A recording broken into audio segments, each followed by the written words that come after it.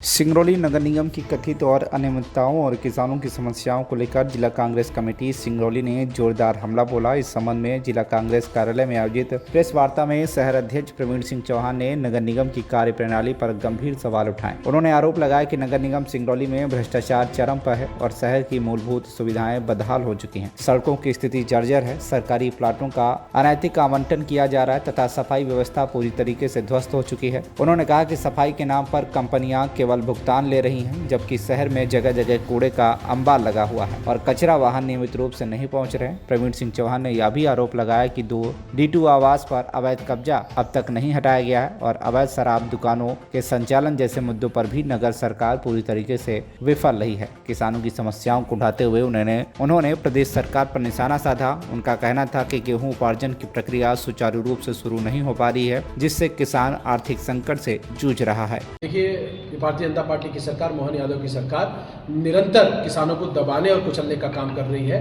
जिस तरीके से इन लोगों ने सबसे पहले 23 मार्च को डेट दिया कि गेहूं उपार्जन की डेट 23 मार्च, फिर उसको बढ़ा करके 1 अप्रैल कर दिया, उसके बाद 10 अप्रैल, फिर 15 अप्रैल, और किसानों के ऋण चुकाने की जो डेडलाइन थी वो 31 मार्च थी।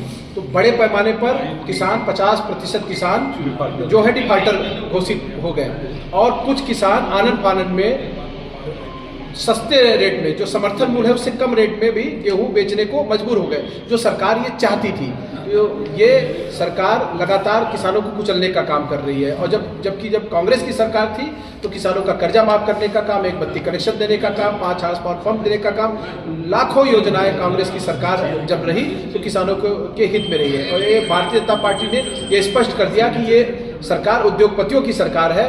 किसानों की जमीनें कौड़ियों के भाव में लेकर के उद्योगपतियों को देती है और किसानों को उनके उपज का भी मूल नहीं दे रही है सरकार। सिंगरौली जिले से अमित पांडे की रिपोर्ट, TV1 इंडिया न्यूज।